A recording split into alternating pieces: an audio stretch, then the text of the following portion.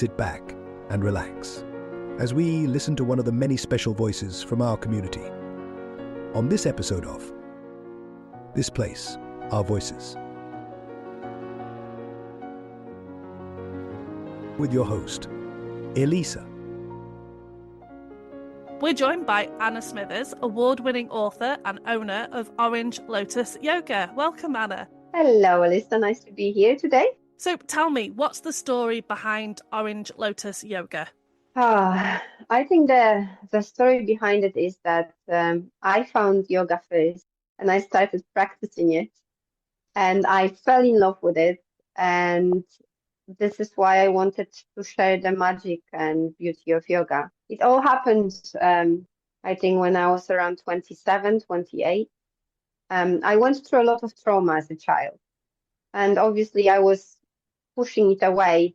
I suppose my mind was pushing it away to the time when I could finally cope with it in a way and start dealing with it when I'm ready.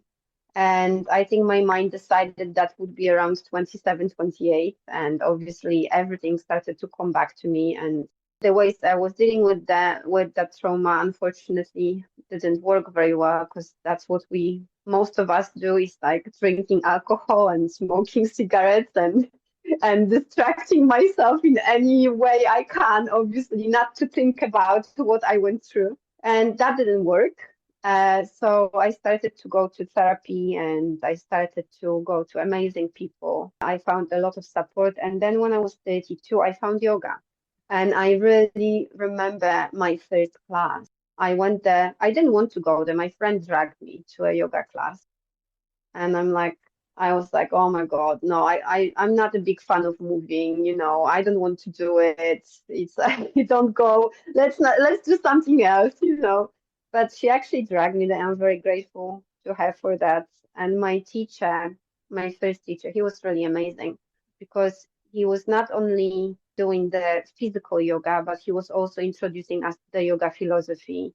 And that's how the story really started. And I remember the feeling after my first yoga class, when I thought, after the relaxation, I was in a completely different space than I usually was. And I thought at that moment, yes, this is what I want to do in my life, and and every single time I was going there, I was always saying to my teacher, let's keep the asana, let's keep the physical postures, let's just go straight to relaxation and meditation. I can deal with that. Everything else is not necessary. Obviously, that's not true, but it also helps to keep the body strong and keep the energy moving, and it's really important.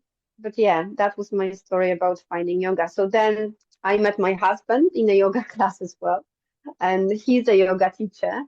And he was like, okay, so if you love yoga so much, why don't you become a yoga teacher? And then I started to do my qualification for a yoga teacher. That took me around 3 years. And I started to share yoga with others. And that's how it continues to this day. And I have to say, yoga has transformed my life completely. And it saved me in a way. It saved me in a way that nothing else could really help. And obviously, when I talk about it, I talk about my experience, because my experience doesn't have to be everyone else's. Yeah. So obviously I will talk from my point of view, how I felt and what I went through. But I do appreciate it. It's not everyone's cup of tea. So, it doesn't have to be for everyone. But I would really strongly recommend to try if you can. Yeah, absolutely. It's always worth trying something, even if it's only once. You never know what you may find. And as you say, you found yourself in a position where yoga changed your life. So had you not gone that day, you wouldn't be where you are now. Exactly. The beauty of yoga is that it's for everybody, because there's not just one yoga. I think in the Western world, we see yoga as asana practice, as the physical practice. But the traditional yoga has got so many different roots, and it's got so many different schools that you can find something for everyone. So it's not only the asana, it's not only the physical postures. You can do the meditation. You can do the karma yoga, which is meditation at work. So you're doing your meditation while you're working. You can do nadi yoga, where you're using the sounds. You can do chanting. Mindfulness, obviously, to me, it's like a yoga stripped of all the philosophy and then bringing yourself to the present moment. That's basically what yoga is, bringing yourself to a present moment is yoga. But I do love that philosophy behind it because that's how I started, really. So if you think about it, like the main yoga book, which I always recommend to people, which is the most accessible one, I would say, to everyone. It's called Yoga Sutras, and that book was written 5,000 years ago. Oh, wow. Yeah, so it was passed verbally from teacher to a student. And that handbook is basically a handbook on our conditioned mind.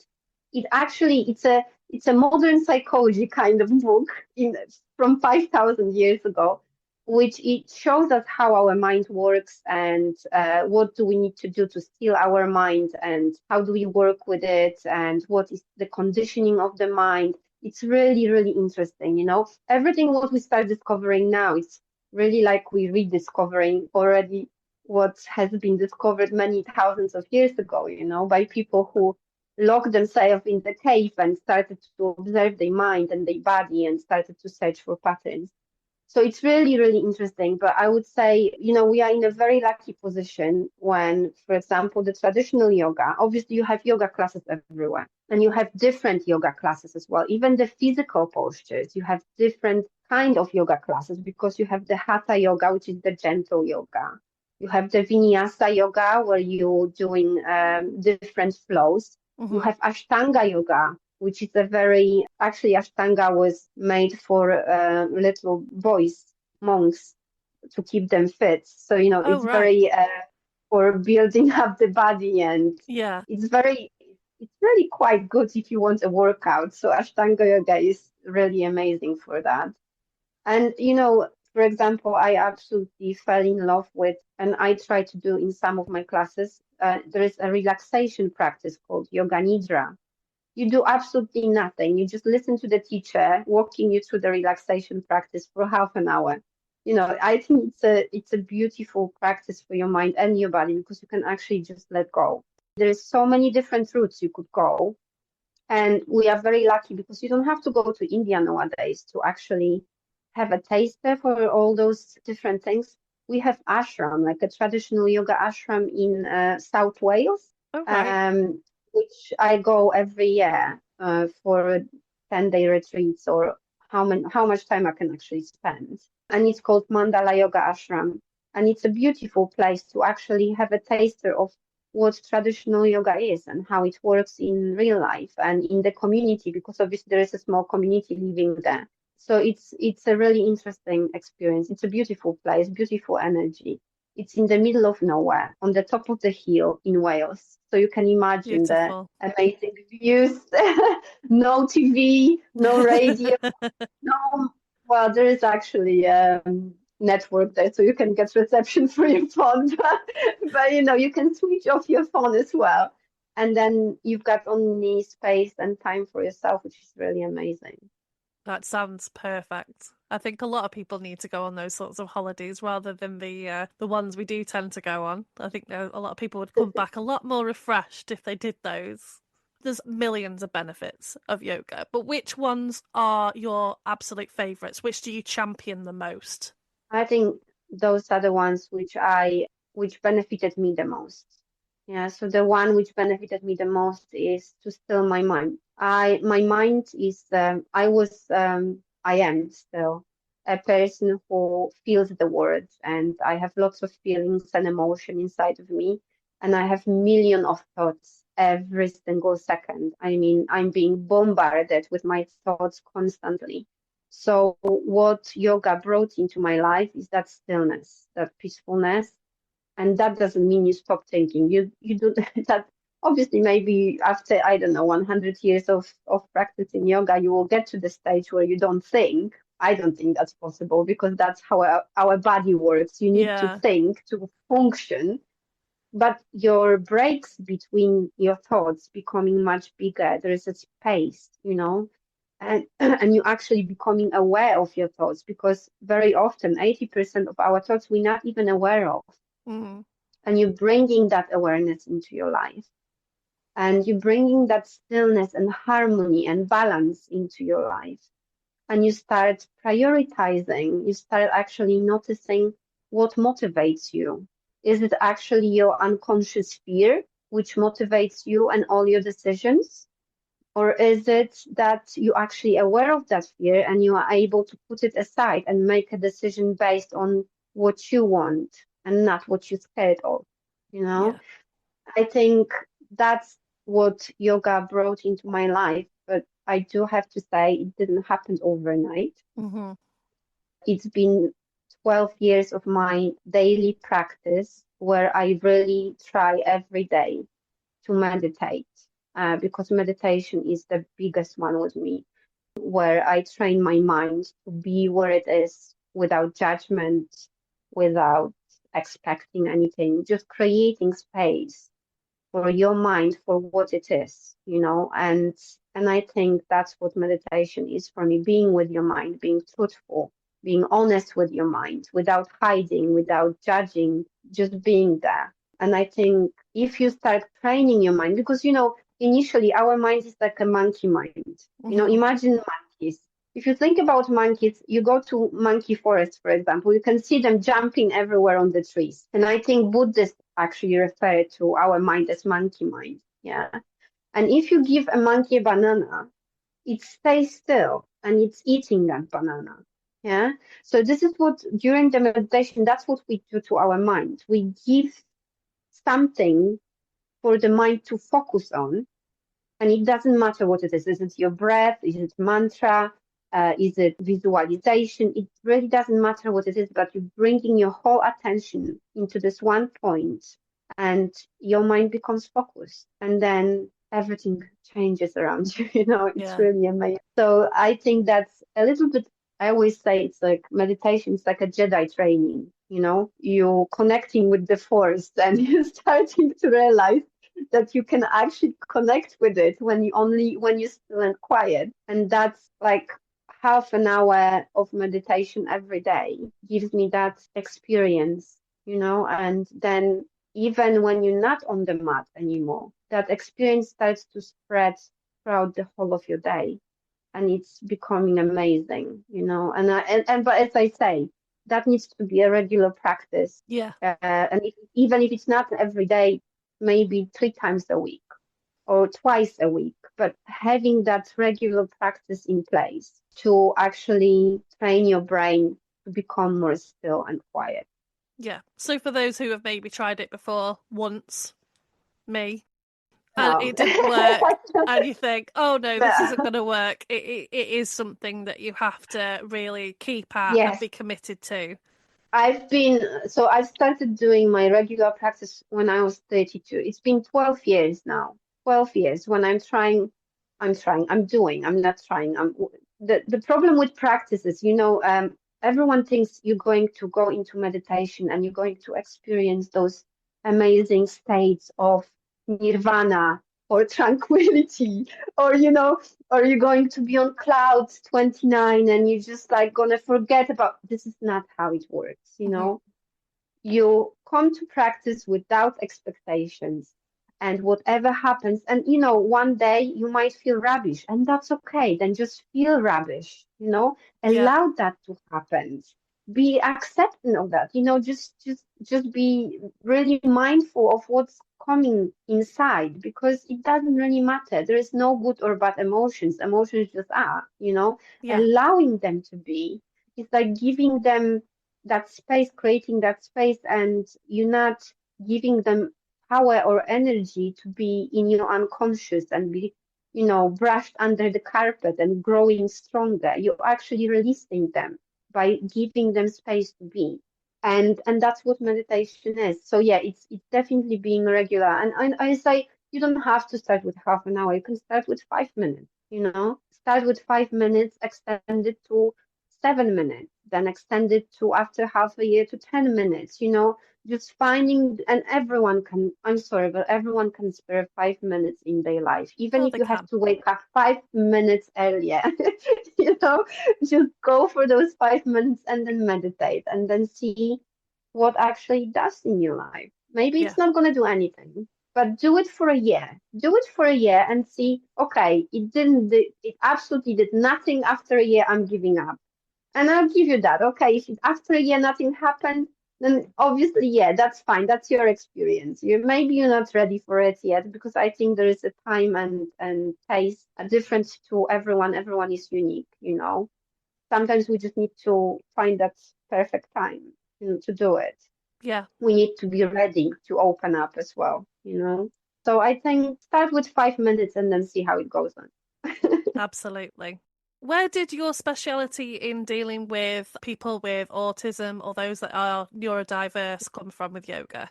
That's actually a long story. I think I was 19 when I was volunteering in the Center for Autistic Children. Oh, okay. And it was a really special group. They were children from age of 5 to 19. Most of them, it was a day center for them. So it was like a school. Obviously, they couldn't attend school. Most of them were non-verbal and they couldn't communicate in the way neurodiverse children would. Yeah.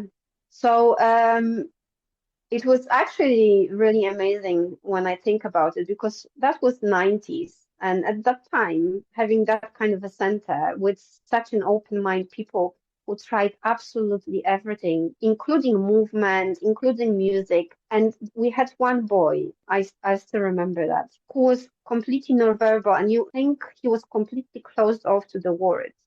And then one day, one of the teachers decided to try computer, like simple keyboard and computer with the child.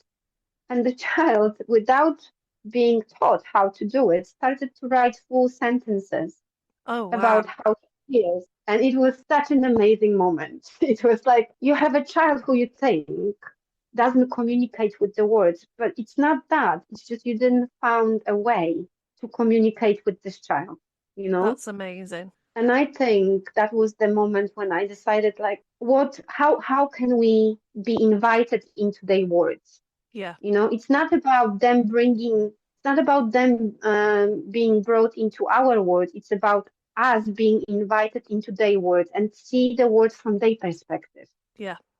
Because autism is just, the brain is wired differently. Yeah. Yeah. So the perception of the world is different. If you think about it, we had a lovely training with one of the ladies, I remember, when I was at that center, who, when we were closed in the box and we were experiencing sensory overload for children. So some children don't have a filter. They are hypersensitive, so they can hear everything, for example, yeah. An average person has got filters for hearing, for touch, all the five senses. We have filters and we're choosing what we want to hear, yeah, or at least our mind is choosing for us.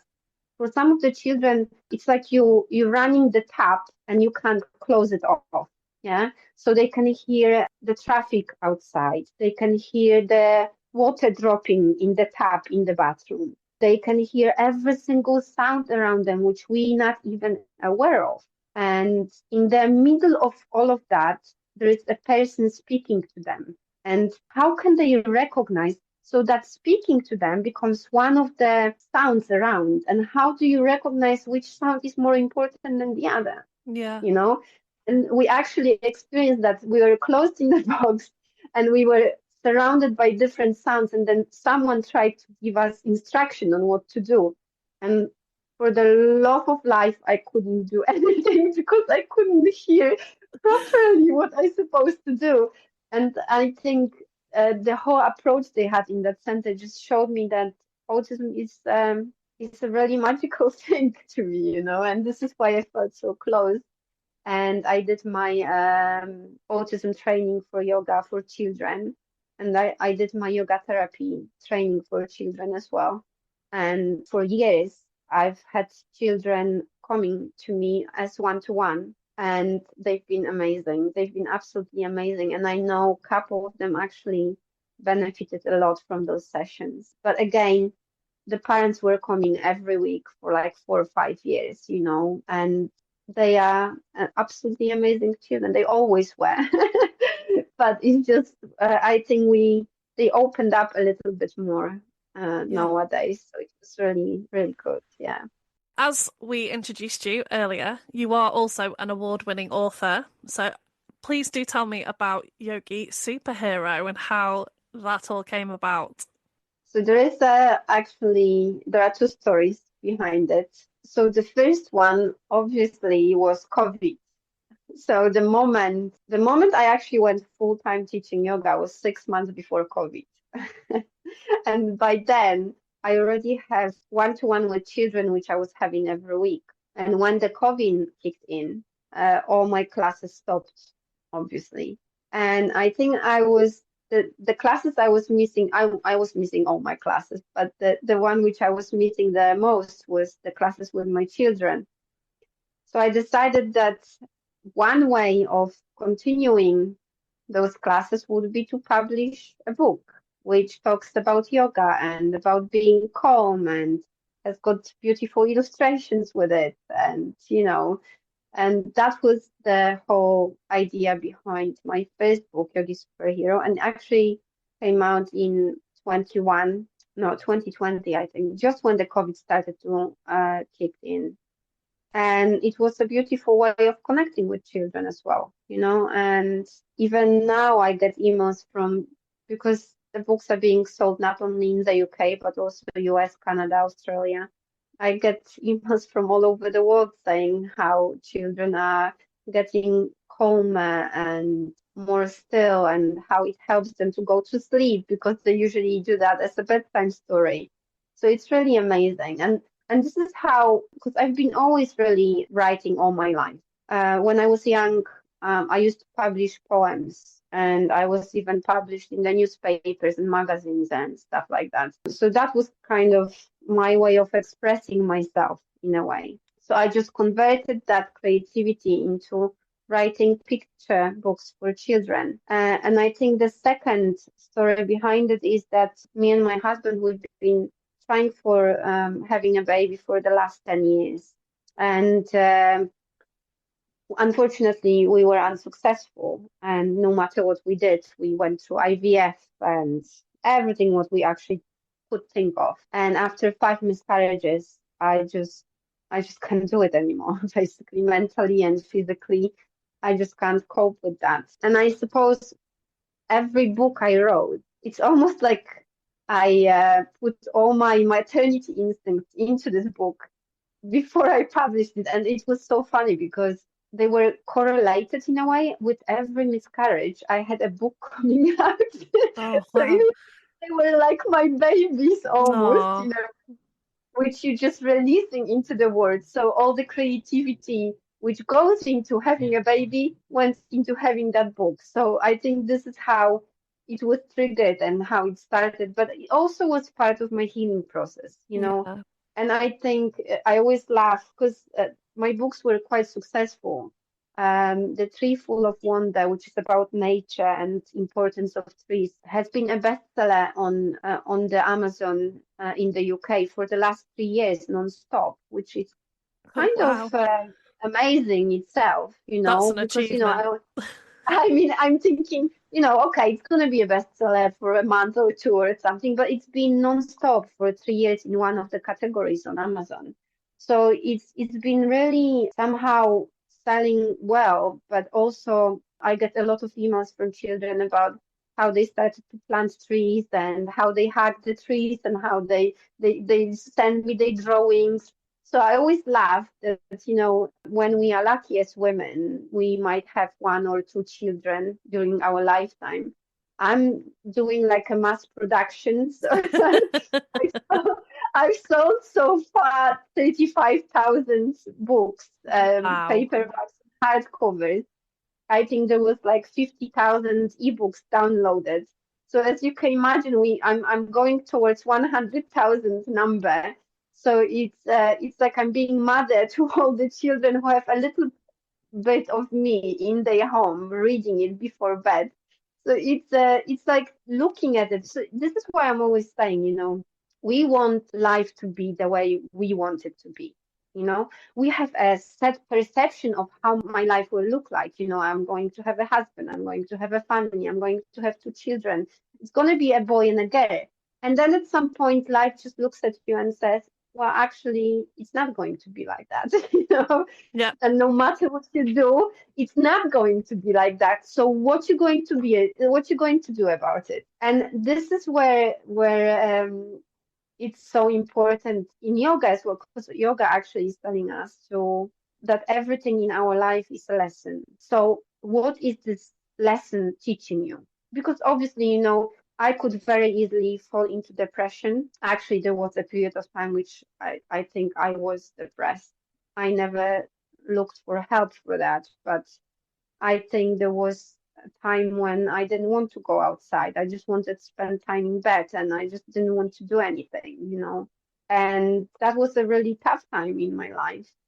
And I had a choice to either continue doing that or ask for help and go out into the world again and do something with my life which I have as it is. When you think about it, I know IVFs are successful for other people. It wasn't for us. There's so many success stories with IVFs, and people think that, oh, they're going to go for IVF and it's going to be amazing. We're going to have a baby.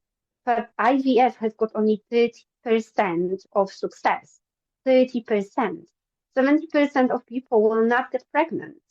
And obviously we hear about the success stories, but what about those people who weren't successful, And you can either live your life thinking about the things which you are missing, or you can start living the life and search for a new meaning of life. So if I'm not a mother, who am I then? And I think as women, we are faced with that issue anyway, because we have children only for a certain amount of time. Okay, let's say 18, 20 years, 25, and then the children, well, if you are a lucky mother, they will leave the house and they will live their own life, yeah? Then obviously, then you are, and I think this is where we reach our perimenopause and menopause time as well. Everything is basically at the same time. The children are leaving, and we are left with the question, well, who am I then? If I'm not a mother, who am I? Mm. Do I have that I can share with the world? What skills do I have? What can I do to help others? What can I do to be useful?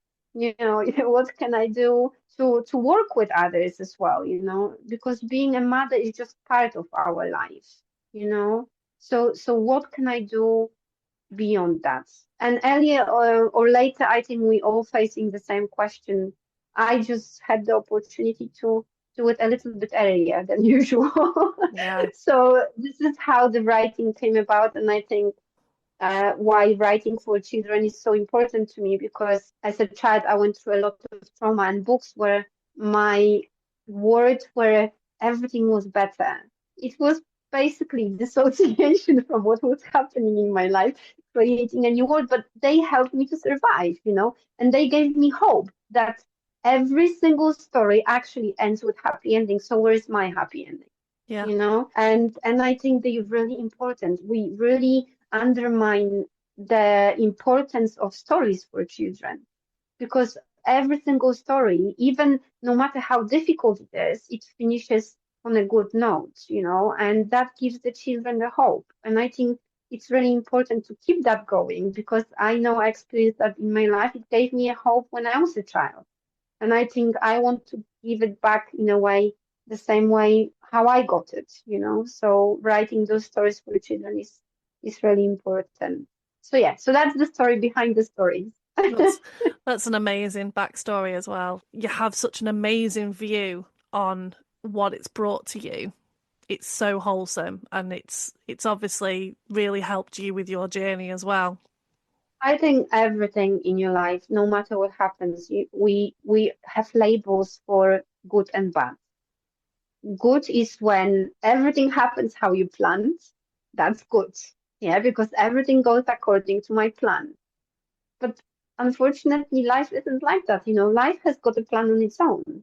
And our job is to discover that plan and find out what actually the plan is, or maybe Yeah. even if you don't find the plan, then at least almost like you surrender to life and okay, I can't do this. So what do you want me to do? Yeah. What do you want me, where do you want me to be? What I supposed to be doing then?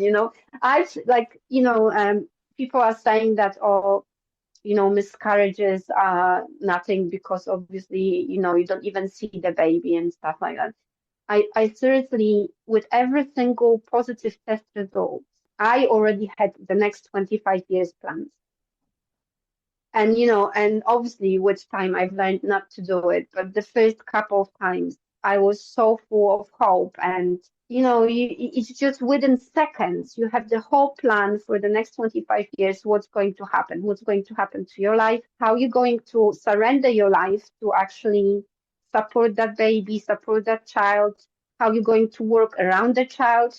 Because the work almost stops to be the most important thing. It's the child which becomes the priority.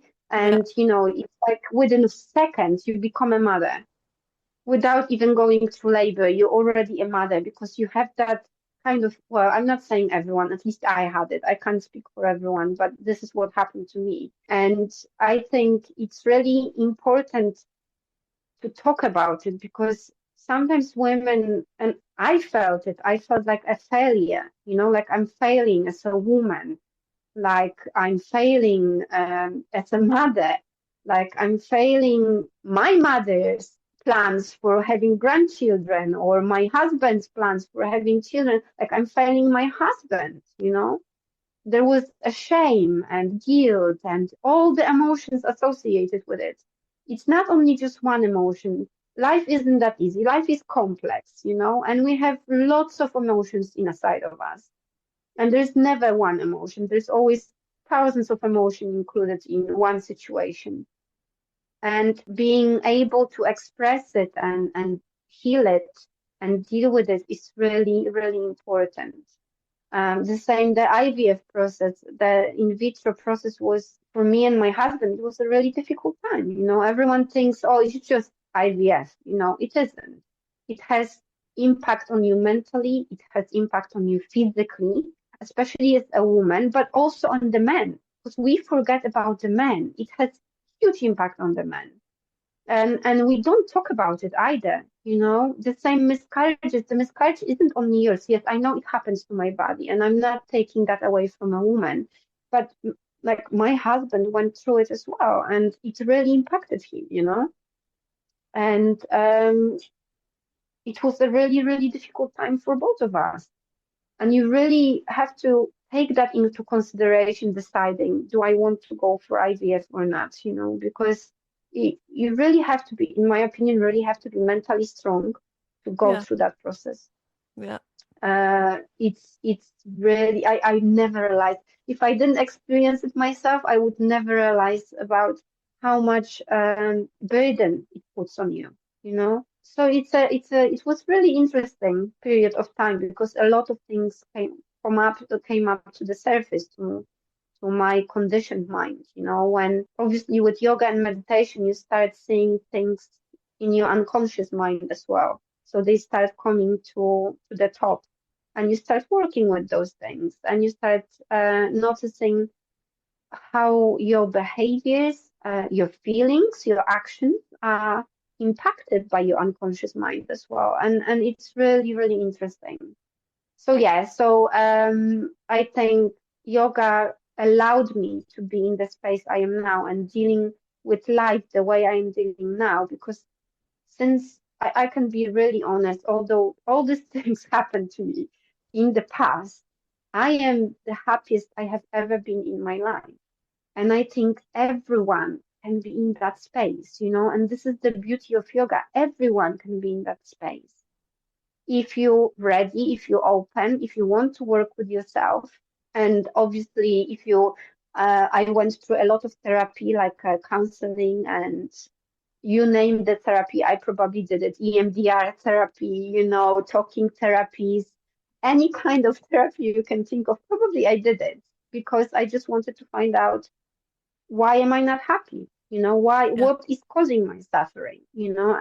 And that's what yoga is about. Yoga is about moving away from suffering and bringing that happiness, but not happiness like we imagine happiness, I always call it like being Santa on Prozac, like this kind of American happiness. This is not what it is about. Happiness, it's more about joy, it's more about, what's the word for it? That kind of stillness, that calmness, which you feel in your life, that you're not being distracted with feelings, thoughts, and emotions. They not take you away from your center. And yoga brings you back to that center. You actually start finding out who you are. You discover the inner you, with the capital Y. And I think that's what yoga gave me, and that's what I would wish everyone to have.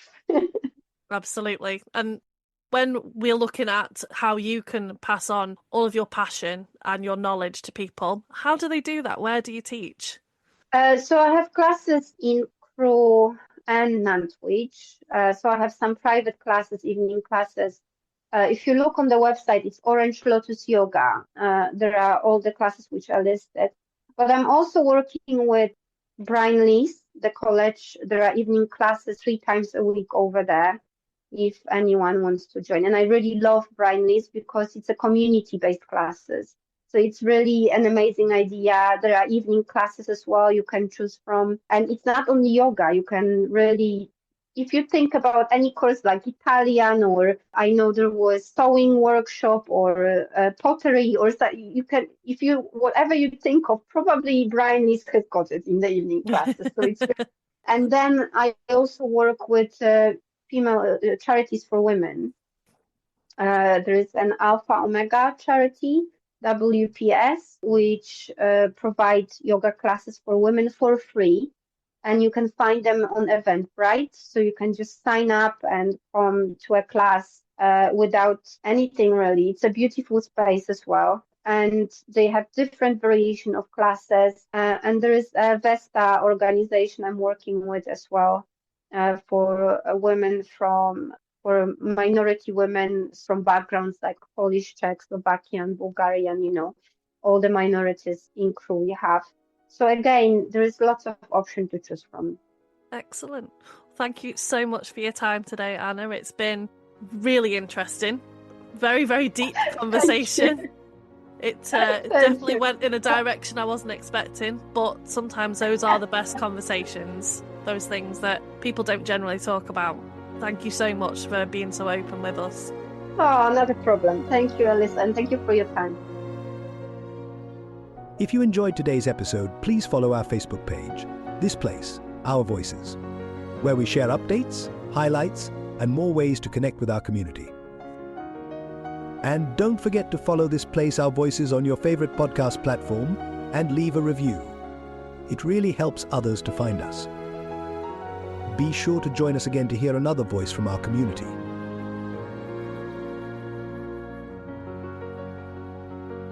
Let's continue sharing our stories and creating a community that's stronger together.